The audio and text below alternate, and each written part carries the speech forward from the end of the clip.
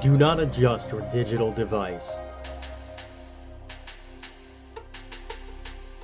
What you are about to see and hear may shock and appall you. Join our hosts as they encounter countless thrills, spills, chills, and hilarity as they explore the very weirdest in pop culture.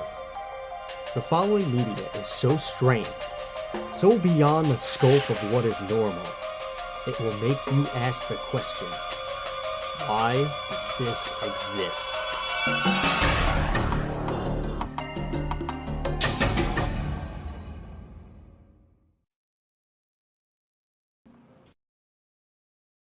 Hello everyone and welcome to another episode of Why Does This Exist? I'm Chris. And I'm Rob.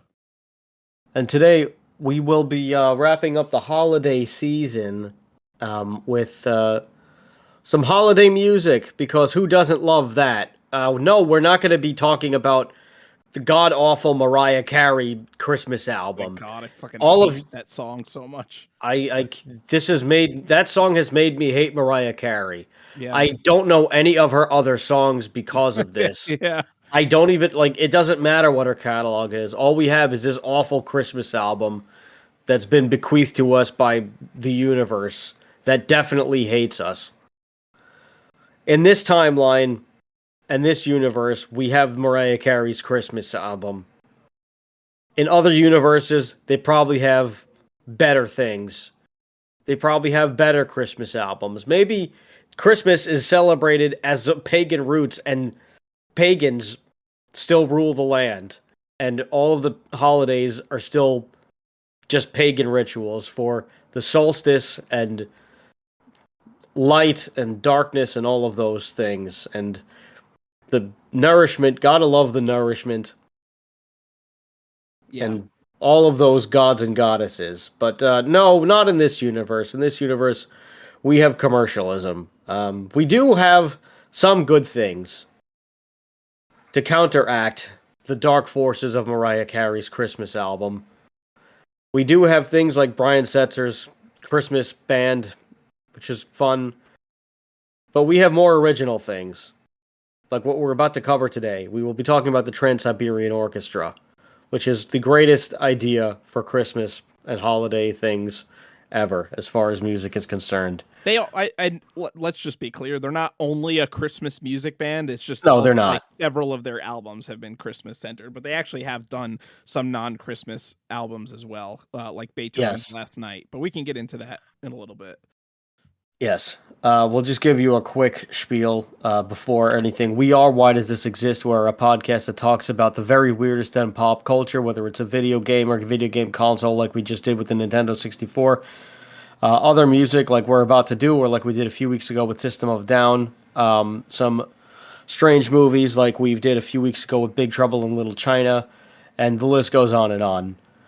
If you want to support the show, you can do so in one way, which is you just simply listening to this, or like telling a friend or a foe about this podcast and getting them tuned into it. You can go onto YouTube or wherever you get your podcast, and you can find, if you're on YouTube, just subscribe to our stuff and interact with the videos and all that jazz, so that way more people find this.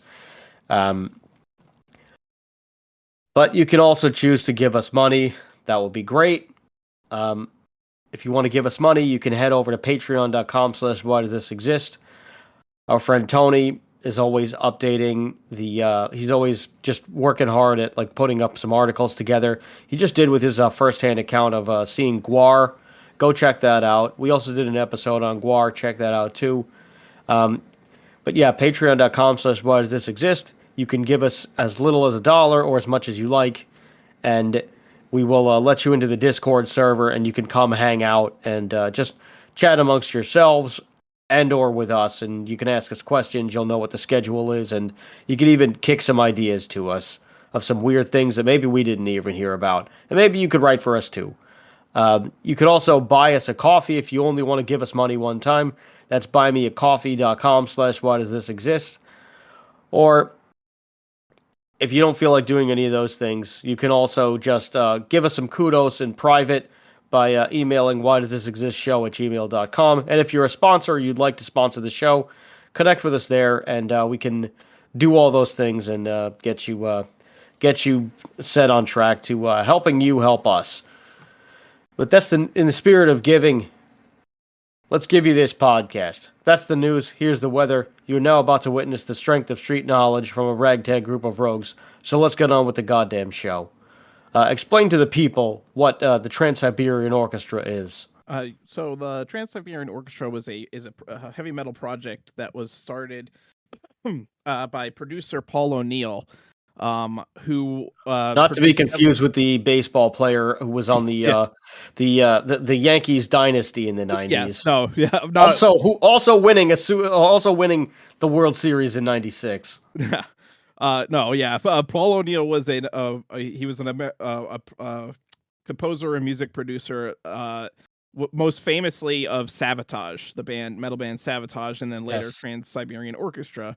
And so he came up with the concept of this and brought it to John Oliva and Al Petrelli, who were both. Olivia. Oh, John Oliva. Is it? No, I think it's Oliva. I thought Isn't it? I've heard Olivia, but anyway, it doesn't matter. Yeah. So both members of Savatage, and also keyboardist Robert Kinkle, who was a session keyboardist, to form the main components of it. And basically, the concept was having an arena rock band that was backed up by a full orchestra, in the vein of like Pink Floyd and Yes, basically, like, but with the full orchestra and all that. And also for them to do a lot of like Christmas music and classical music covers, in like with rock guitar and you could argue that it is like a neoclassical metal band, similar to bands such as Cacophony and Yngwie Malmsteen's band, where I it's would say so. more like metal guitars, but with a lot of like classical music laced into it. Almost using like the guitar as like a piece of the orchestra, a section of the orchestra. And so that was the whole concept basically of the band, was just to do this huge arena rock style kind of thing with big massive shows and huge, like, lots of musicians and basically kind of like doing like the whole all the great rock bands that did like the like, oh, we're gonna play with a full orchestra kind of thing, except this was gonna be like not just a one-off show. It was gonna be like the No, whole this was the concept whole of the band. thing. Yeah. Which which I appreciate that because it gives it just this. It gives them such a unique sound, and Yes. it makes it it really it puts you on a whole different journey when you're listening to them because Yeah. it really sweeps you up in the moment, and especially the environment that they're trying to create. It really you could get caught up in it really quickly. Yes. Yeah, they do a really good job of weaving these like huge like soundscapes almost. Um it's like, like it's just like, kind of like, and they combine different pieces of music into one, almost doing like they almost do like a compilation. It's very much like, like an opera. Like, it's almost like listening to like a modern opera, except with like metal music intertwined Yes. with it. And if you've ever seen them, then the stage show is kind of it's conducted in that manner where Yeah. it is almost like a giant rock opera, and there are some there are some interludes that where it tells a story that they want to tell, um, but as they're doing it, you then the music starts to kick in, and everything is just kind of really like woven together intricately Yeah, to give you and this really fun presentation. in fact, And there's lots of pyro. I believe one of their Christmas albums actually has, yeah. So the Ghosts of Christmas Eve actually has it's like there's a narrated version, I guess, which tells the story. Every one of their albums is basically a concept album that's kind of like telling a Yes. story. And so like they have the Ghosts of Christmas Eve, which is probably one of their most popular songs, uh which is Christmas Eve, Sarajevo, 1224. It's probably one of their most well-known songs because it's like kind of just like a, you know, it's wait here when you go to like Trans-Siberian like Christmas like music. This is like the main one that you're always going to hear if you're like listening to it on the radio or something. Mm-hmm.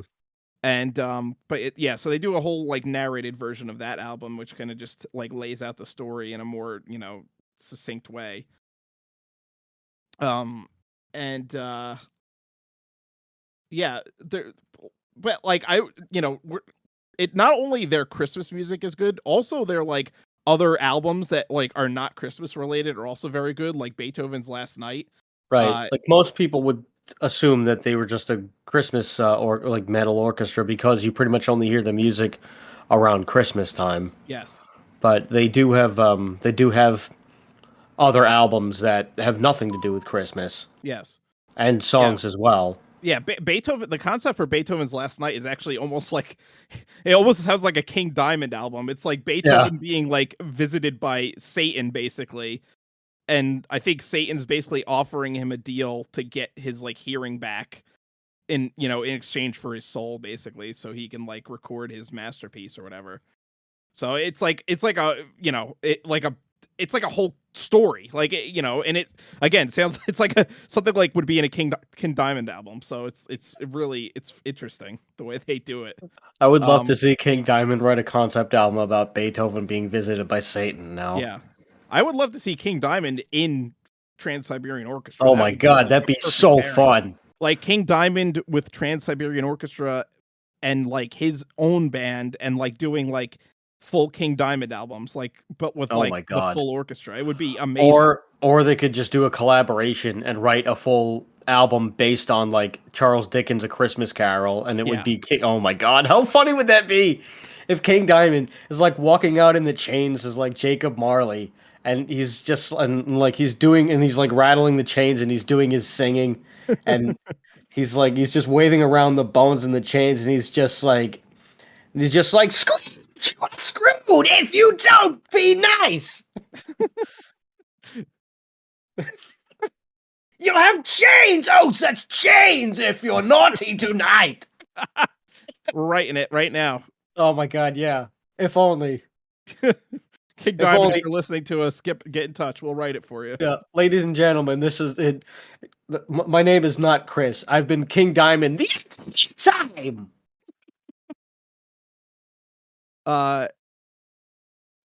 Like, Trans-Siberian Orchestra, though, like, besides being its own like thing, also has included, it's almost like a super group because it's included a lot of like well-known metal musicians over the years, including Alex Skolnick from Testament. We already mentioned Al Pitrelli, and Chris Caffrey and John has played in there. Yeah, there's a ton. There's a ton of people. Like if you look down, if you in Whitesnake and if you look down the list of just so many people who have played in this band, and like this isn't even just the guitarists and like and the bass players and the drummers and everybody. This is every single. They're all like world-class musicians that have played in here. Yeah. It's a huge list, and there's certain people that I'm surprised haven't been there because they, it seems like it would be a no-brainer. Like, I'm surprised Tim the Ripper Owens hasn't sang for them because he's been in like every metal band pretty much. Yeah, this is true. But you had people like Russell Allen, who was the vocalist of Symphony X, sing for them. A number of like actual like singers that like sing on Broadway, and opera singers have sang for them. So I mean, like the list is just like huge. Oh yeah. But yeah, it's like they're just like it's such an interesting concept and something that you don't really see as much nowadays. This was like a big thing, I feel like in the 80s and like the 70s, these giant like arena rock acts that like played with like first of all, like a lot of musicians, like bands like Yes and even Pink Floyd. There was a lot of like that in the 70s, especially. But it kind of like died off in the 80s a little bit. Like there was still some in the 80s. I think it was like older bands that were doing it, but then like, not a lot of the newer bands, it kind of like got, and then even in the 90s, like the it kind of like the sound became more raw and not as big. That was like not really the thing people wanted to hear. So you Right. had It was a like lot more. It was a lot more. Well, I guess you could say from the like the rise of mid the garage '80s. band, you could Yeah, probably say. there you go. I would say from like the mid '80s to like the mid to late '90s, it really was just like a stripped down sound where they were like bands barely used very many effects, or and a lot of Yeah, throughout the '90s, you would see a lot of just like one guitar bands yeah, where it was just like a bare bones four piece. yeah, And the production, like you said, was the garage band type of production where like a lot of it was just kind of recorded. It was just recorded live, yeah. really, in the studio, and then they would just Essentially, like yeah. put it together after. Yeah. Like, and you look back at like, band like Pink Floyd when they did the wall tour, and it was such a huge production. They would literally build like like a 3-story wall on the stage, Yeah, and like it just like crazy, like, and have all different musicians, not just like the core members. There was like, like a whole like orchestral section and that, and and then it got boiled down, like you said. And bands kind of like Metallica did the Symphony of Metallica album in 1998, and that was like amazing. So it could work with like bands that have like like a smaller, uh less instruments, basically, because Metallica was able to add on the symphony and play their regular songs with the symphonic backing, and it sounded great.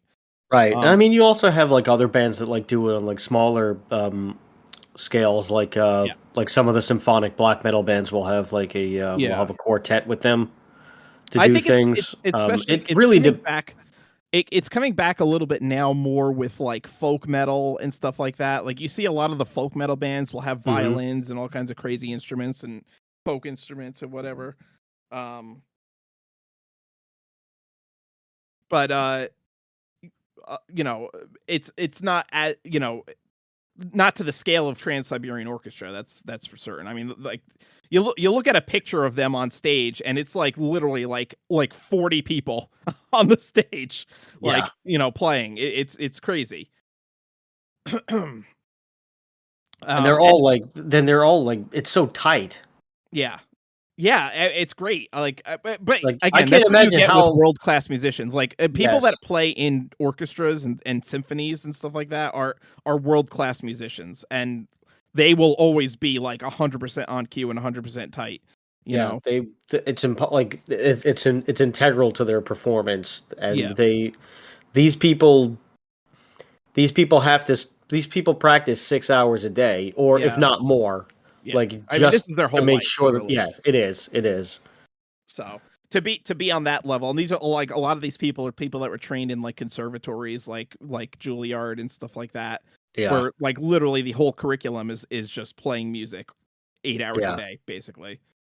yeah. They do not mess around, and it Yeah, shows. But I mean, for this, how like I wonder how far in advance you have to practice. Like you like when they start getting together. I would imagine that if they're like knowing that they're planning on going on tour, they're probably they're probably like starting rehearsals like a month or two in advance, and then rehearsing every day for the tour. Oh yeah, they have to be. Yeah, because it's like just such a huge production that can't go off without like that. Yeah, and on top of that, the lighting. This like I mentioned the pyro a little bit, but like it isn't just the pyro of this. They have an incredible lighting show. Like I don't Yeah, even know what the budget. I guess they must not have. They must just have like they like someone with like Tommy Wiseau money must be funding this because well, I think there's like their lighting show and their pyro is like top notch, and the it's thing like about really in sync with everything that's going on. I think the thing about Trans-Siberian Orchestra is that they're not really such a niche metal band that they have like small crowds and they're playing small venues. This is the type of band that pretty much like will appeal to most people that like Yeah, rock music. And So they you'll only see do like this, arenas anyway. yeah, they can do arenas easily and fill arenas. So I'm sure they're making bank I'm sure on they the shows are. that they're doing. I saw them in 2019 for the at the Prudential Center, Yeah. and man, that was one of the best. That was one of the best shows that I've ever been to. I have not seen them. I would definitely like to see them. I've They're heard really good things about them. they're Um, so freaking good. yeah. Uh, I'm a fan of like neoclassical music in general. Growing up, in high school and stuff, my biggest influence when I was like learning to play guitar was Randy Rhoads, who was, one of the first like purveyors of neoclassical music, Hmm. kind of. You could probably go back to like Deep Purple with like Richie Blackmore and John Lord and stuff like that. But I think Randy Rhoads really like kind of like set the stage for like more of it in metal, like because I would say Deep Purple is more like like hard rock, maybe early heavy metal, Hmm. but it's like more like bluesy hard rock kind of thing, a little on come kind of on the same tier as Black Sabbath, but I think Black Sabbath is just a little bit heavier than Deep Purple, um, but like Randy Rhoads really, when he joined Ozzy's band and did those first two Ozzy records, that was like real heavy metal, and it was like you could hear that classical influence, especially on songs like Mr. Crowley Oh, and Diary of a Madman. well, Like, I think that's what made those albums so special. yes, Was yeah, Randy Rhoads' influence. Not to take away from anyone else in the band, yes, but you could tell that, like, yeah, you could instantly recognize that it was very different than yes, anything else because of what Randy was doing. yeah, and He I was think he it, was doing things that only the neoclassical shred people were doing, and yes. that area of metal was really like for a niche audience. It was really just for the guitar nerds. Right, but it's Um, funny because it became, like, so popular because it was Ozzy, and, like, Ozzy was, like, right. one of the biggest acts of the '80s, so, like, like, Crazy Train, you could ask, like, pretty much any person on the street, "Oh, do you like Crazy Train?" And they're gonna say, "Oh, yeah, I like that song."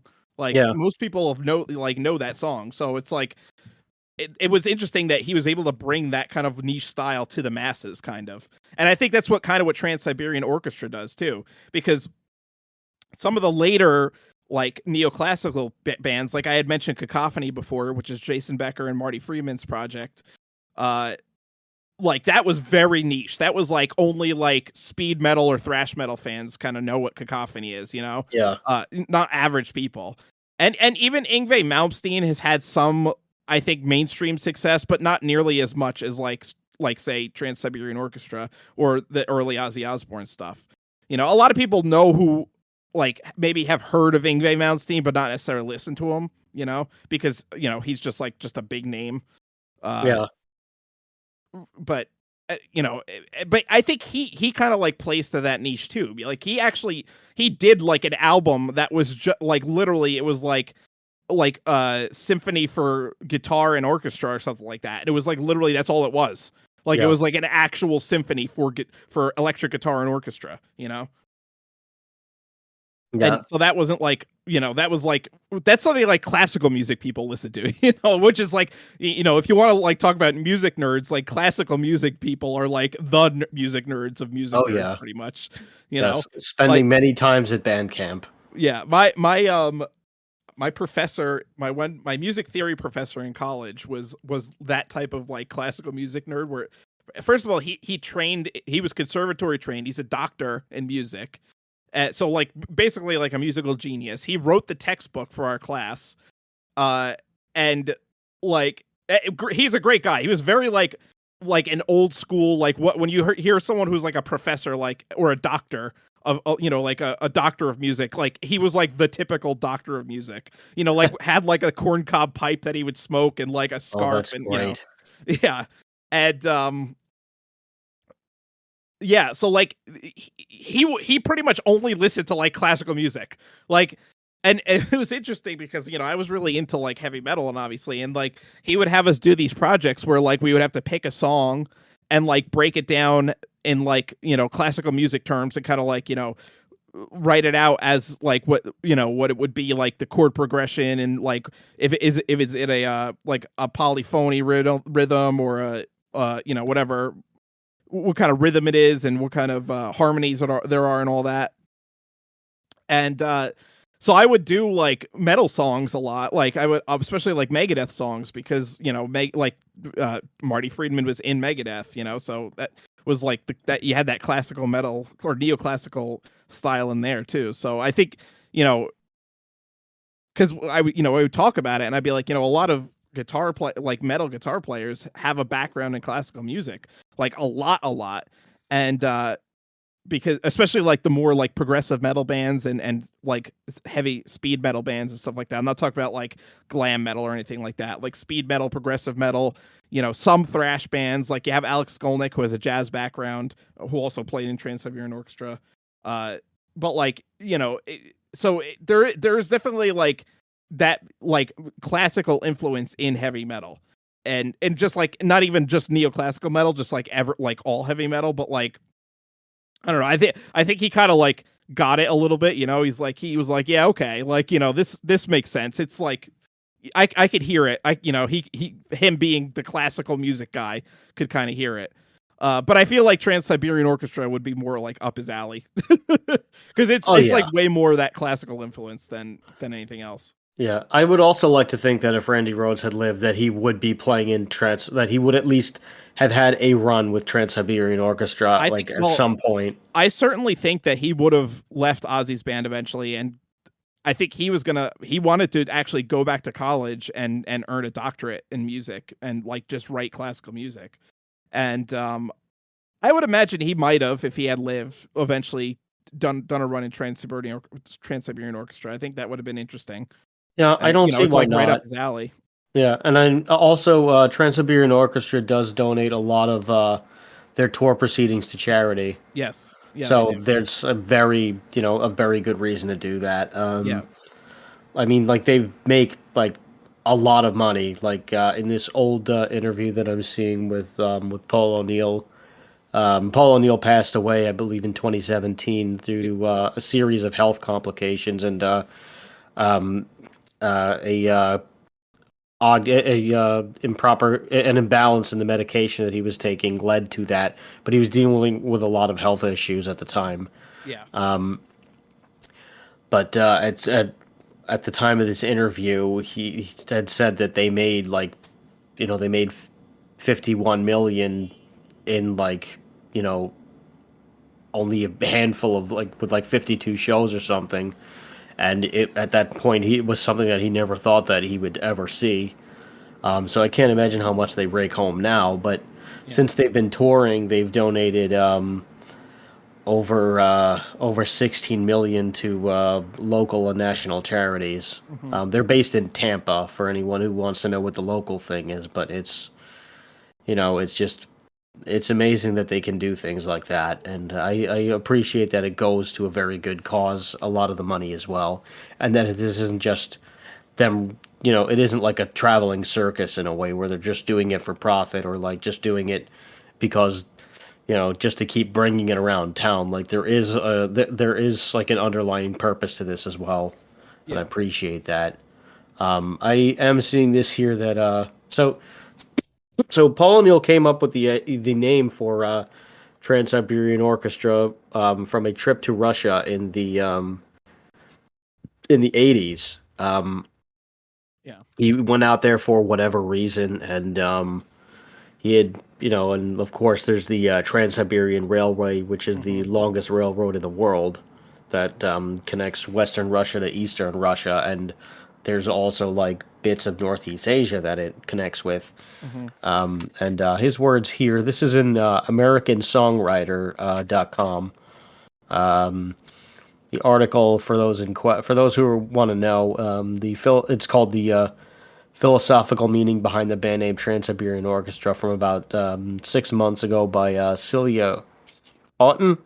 Houghton. I'm hoping that I'm pronouncing that wrong. Right. He had mentioned this interview. He had mentioned this in an interview with the Aquarium years ago as well. What that this references, but His quote is, "If anyone has ever seen Siberia, it is incredibly beautiful, but incredibly harsh and unforgiving as well. The one thing that everyone who lives there has in common that runs across it is the Trans-Siberian Railway." Mhm. He had originally told this to Citizen's Voice in 2011, using the railway as a metaphor for how music connects people across the world. Life, too, can be incredibly beautiful, but also incredibly harsh and unforgiving. And the one thing that we all have in common that runs across it is music. It was a little bit overly philosophical, but it sounded different, and I like the initials TSO. So that is that line It is a there. good initials. It No. is, it is. But I do. I mean, that's also goes to show you the quirkiness of musicians. It's like, Yeah. yes, I have this big meaning for it, but also I like these initials. Yeah. It's yeah, here's my big explanation. Make it pretty, you know. Yeah. Or hey, it's shiny. Like just typical musician. What can you do?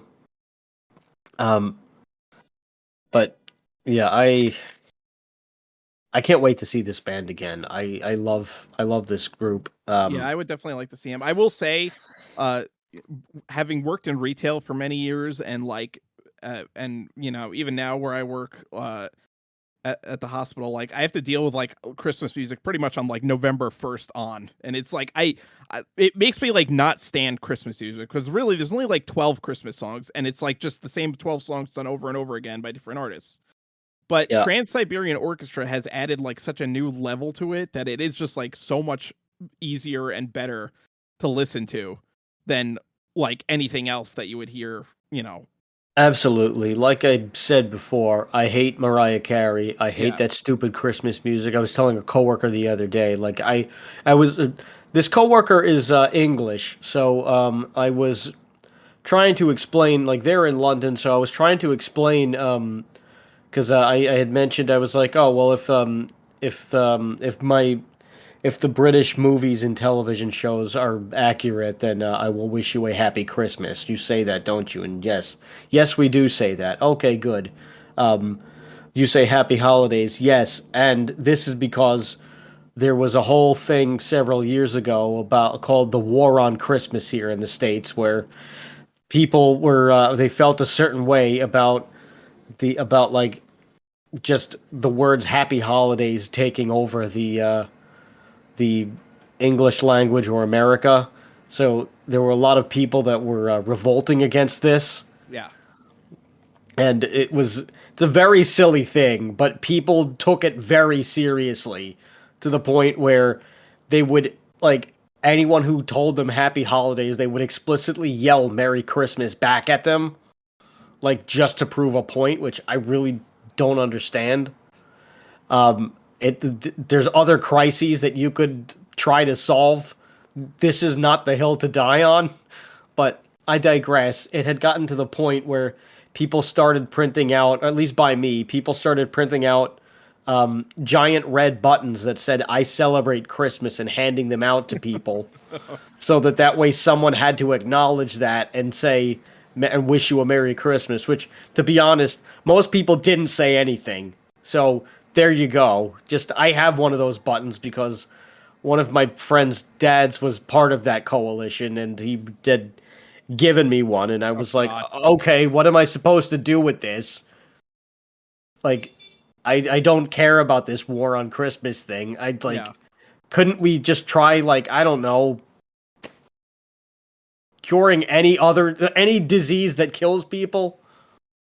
Well, Like just anyone. It doesn't matter what disease it is. Just whatever disease you think that we should be actually actively trying to cure, do that instead. That's the disease. yeah, and not for nothing. Personally, for me, the Christmas songs that like I enjoy are always like the ones that are like borderline classical music, like like the Nutcracker Suite and stuff like that. Like those are like the good like the songs that like are annoying that like I don't like are the friggin' modern Christmas songs that are like just commercialized and it's like, oh yeah, we're just trying to make money on Christmas basically. Yeah, no, I Like hate those. I and mean, like I had ended that conversation with my coworker by saying, I really don't care what yeah, anyone celebrates. Just please keep Mariah Carey the hell away from me. And that's the thing. It's like everyone like they want to say it's like, oh, it's a war on Christmas because like they're trying to get you to say happy holidays. And it's like, no, the fucking war on Christmas has already been won, and it's like won by the commercialism of it. Like Christmas is Yes. supposed to be like really it's based off of like like we said before, like the pagan festival of the solstice, and it's supposed to be about rebirth and the like the solstice is the shortest day of the year, but then every day after that gets slightly longer, so it's about rebirth and growth and all that, Yes. and light, and all this, like these good themes, and like especially like getting together with family and exchanging gifts and giving charity and all this stuff that's been lost for commercialism. And like all they want to do is say, oh, it's Christmas is the war on Christmas is because it's supposed to be Christian. It's like, well, first of all, they're like wrong because it's based on a pagan holiday for one anyway. Yeah, that's So let's get that out of the way. exactly. And second of all, these people that are saying there's a war on Christmas are the ones freaking going out on Black Friday and breaking down the doors to like buy friggin' shit on sale so they could sell it or so they could give it away to their family members on Christmas for cheaper, Yeah. So it's like they've already lost the plot there. So, I think like a band like Trans-Siberian Orchestra really captures that like original spirit of like not being like this big commercialized mess. And like you said before, they donate a lot of the proceeds from their tours to charity. Like this is like what Christmas is really about, Yes. like the spirit of winter and the holidays and the spirit of giving and being charitable and bringing families together and all that. Like that's what it's supposed to be about. Yes, like the band philosophy is like right from Paul O'Neill. It's we are all in this together. We must look out for the well-being of each other, most of all the young. For the young are the architects of the future, and we are the architects of the young. We cannot tell those yet to be born that we did our best. Like Paul was also a well-known history buff. Yes, I read that off the Wikipedia, but still, that's the message of the group, and like you said, that captures the original spirit of the season of what it's supposed to be. Yes. And the music embodies that as well. Yes. But yeah, he also, I mean, Paul was a great guy. Yeah. Not that I knew him, but he sounds like a really great guy. There's something about the Paul O'Neills. Even baseball Paul O'Neill is supposedly a very nice guy and was very, very nice. I mean, he even made. In Seinfeld, I was gonna say. home runs I was gonna say he hit 2 home runs on Seinfeld, for God's sakes. for a sick kid in the hospital. Yes, and is it clear? Did we ever find out if he caught the fly ball in his hat? I hope he did.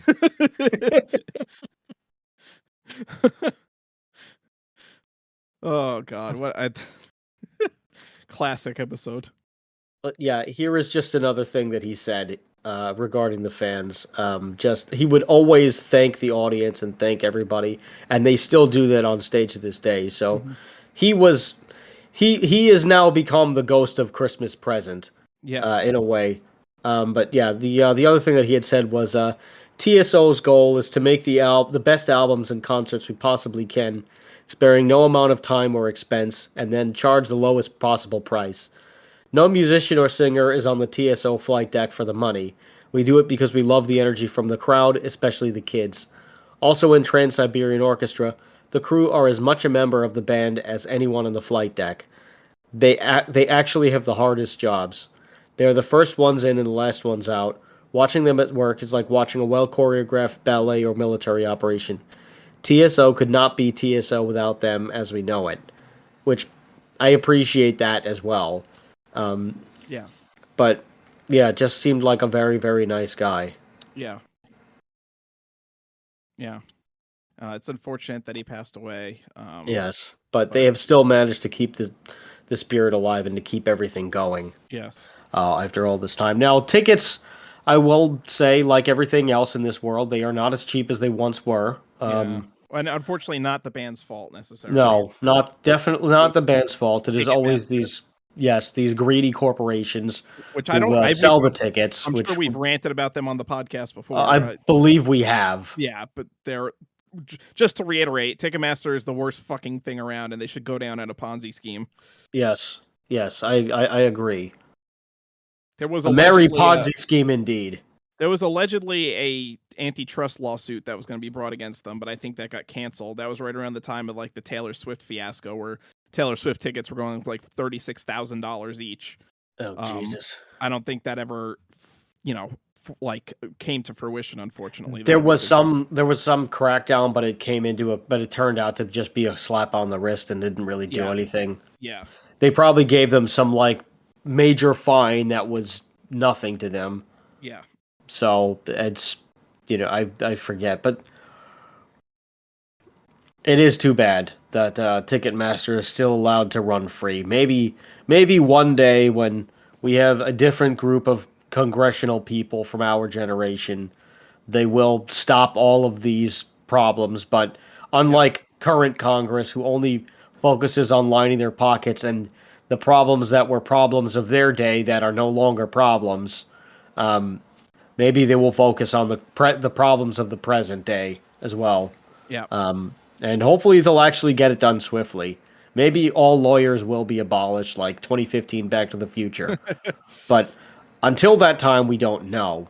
yeah, But if you have not seen Trans-Siberian Orchestra, I will say Trans-Siberian Orchestra, I'm sure it's influenced you, and it's definitely influenced me in ways to get better at guitar. I remember in an old issue of Guitar World from many years ago they had Carol of the Bells and Wizards in Winter as the learn how to play this songs in the back where they had tabbed out and they had and from from Carol of the Bells at the end they start sweep picking. yeah. I learned how to sweep pick from that song. Nice. I'm not very good at sweep picking because I do not practice it that much. That's not really been part of my style of playing. I'm not really much of a solo person. I do a lot like I focus a lot more on like the rhythm and the songwriting. Yeah. But I learned how to sweep pick from that song, Nice. and I'm sure many other people learned as well. Yeah.